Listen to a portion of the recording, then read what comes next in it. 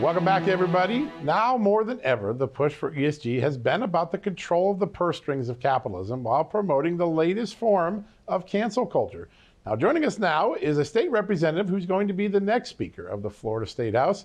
We're very thankful for his work. He's been taking the lead on fighting ESG in the state legislature. His name is Representative Paul Renner. Representative, great to have you on the show today. Great to be with you, John. Before I get into the solutions that you're really working on and creating a model for other states, tell us what ESG is really doing to the American experience. What is its threat to the American experience?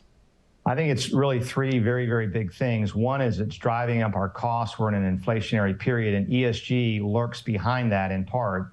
It's also a threat to our national security, undermining our energy security, our food security, our mining capacity to mine critical elements for production, and also significantly a threat to democracy. So that when we, the people, vote to go in this direction, the global elites that control massive amounts of money are influencing the Fortune 500 companies to go in an exact opposite direction, in a woke direction. Yeah, such an important, those are three big ticket items for sure. As we go through, tell us a little bit about what you hope to accomplish in the state legislature. What will you be able to do to take on the federal government and actually push ESG back into a box?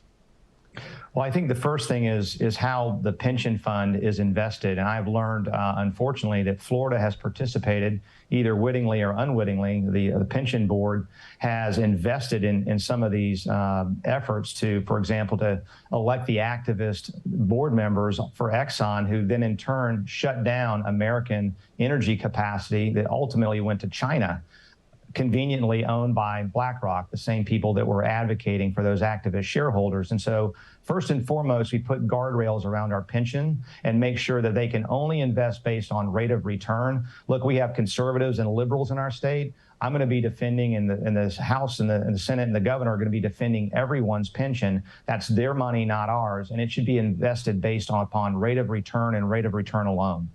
Yeah, that's what investments have always supposed to have been about. All this other stuff seems to be a recent add-on from the woke left.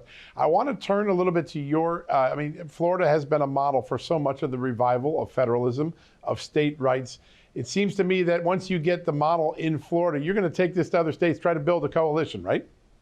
That's exactly right. I think, John, what we start with is principles. If you're familiar with the Chicago principles for free speech, we develop those for pension and make sure that we depoliticize state pension boards around the country, have red states, like-minded states join us in that effort. And then once we do that, we'll have an amount of money that will start to see a pushback against this ESG effort that is really driving policy no matter what the people of America vote for. And that's the real threat of ESG, is it's a threat to our democracy and the consent of the governed. Yeah. Obviously, Florida is big enough on its own to get everybody's attention, but is there a special number in terms of size of pension funds that you think will get Wall Street to really pay attention? Well, look, our pension fund is in excess of $200 billion. I think, when you get to the $1 trillion mark, even in Washington, D.C., that's real money, although you wouldn't know it from what they've been doing recently. But true. I think we need to get a critical mass of state pension dollars. And again, this is not to weaponize for the right necessarily. It is to depoliticize our pension and to do so very aggressively and say to these companies that we're not going to stand for continued participation that runs counter to American values. So it goes beyond that to starting to cut off their ability to, for example, hold state dollars in our depositories. And so if a bank is woke and an ESG bank, we don't allow them to process all the state dollars that are coming through, the revenues that are coming through the state coffers, and make sure we're doing business with people that reflect American values. Yeah, that's the key. And as the education campaign has grown and Americans now understand what ESG is, it seems as though the liberal advocates for this policy approach are starting to rebrand. They're trying to get rid of the labels while keeping the policies. How are you fighting that? And what are some of the rebranding efforts you're seeing?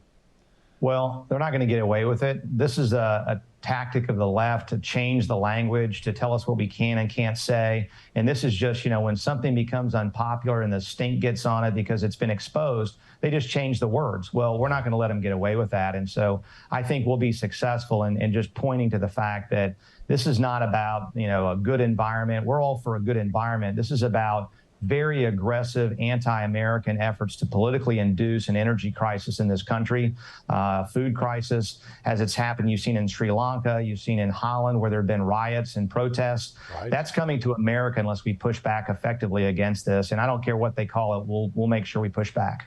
Yeah, that's the key. When we take a look at corporate America's over-politicalization, putting politics ahead of consumers, the poster child sometimes is pointed to right in the middle of your own state, Disney. Do you think Disney's learned anything from all the work that Florida has done to isolate their silliness? And at what point do investors for Disney say, enough's enough, we want to get back to return on investment, not loss on politics? I think it had a huge effect. You saw what Netflix did just a few weeks later, where some of their woke employees said, look, we want this content off, we want this content on, and try to dictate what consumers can see on Netflix. And thankfully, I think post-Disney, it sent a clear signal, and the Netflix leadership said, if you don't like it, you can find another job. So I think it's already had a major effect, and I think our efforts in Florida that I described will have a significant effort, because many of these board members, many of these employees in companies are frankly being held hostage by a massive amount of money that's larger than the economy of the United States, where they own or have a controlling interest in the S&P 500, in the Fortune 500. And so we need to make sure that those people are free to make decisions that are good for their business, that provide goods and services in a way that reflects their values and not global values. Yeah, that's the way it just used to be in the not so recent past. It's good to see someone pushing back to get us where we belong.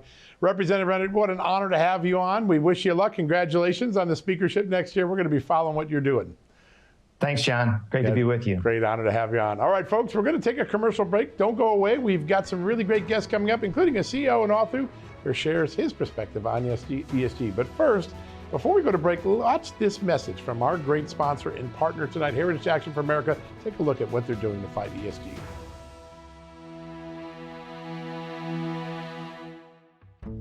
Hey, I'm Brian. My pronouns are he, his, him. I understand you're looking for a small business loan, but you're having troubles with your ESG score.